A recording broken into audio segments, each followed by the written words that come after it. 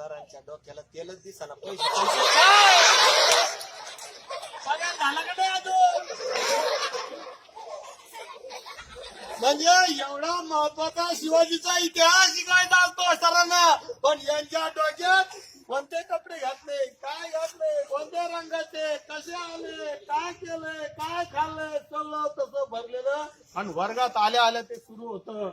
आणि मग अशा गडबडीमध्ये शिक्षकांना शासनाने सांगितलंय, पोरं अभ्यास नका का करीना, त्यांना नापास करू नका, मार्क द्या, आणि त्यांना कसं का होईना 8वी पर्यंत नापास करू नका. पोरं काही अभ्यास करीत नाही, काही ते पुस्तकाला हात लावित नाही. म्हणून मी गाणं बनवलं, आनंदी आनंद घडे, अभ्यास न करता मार्क पडे, खेळात मस्ती सर्वच पुढे, अभ्यासात श्वास उडे, पालकांमध्ये वेगळेच कोडे, मुलांचे जीवन स्पर्धेचे घोडे.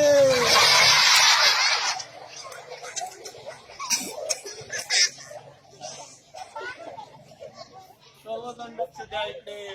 शिक्षकांसमोर वह्यांचे डोंगर, पेपराचे बंडल, तारखांचे कोडे, एक संपली परीक्षा दुसरी पुढे, आनंदी आनंद गडे, आणि अभ्यास न करताच मार्क पडे.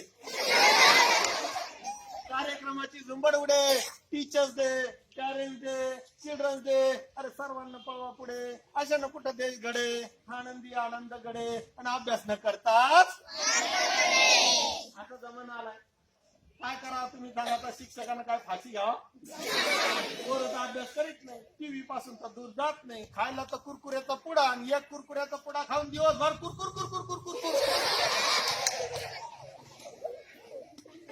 अशी कुरकुर तुमची त्या कुरकुऱ्याच्या पुड्यात घुसलेली. त्याच्यामुळे मग शिक्षकांचा दमछाक होऊन जातो. शासन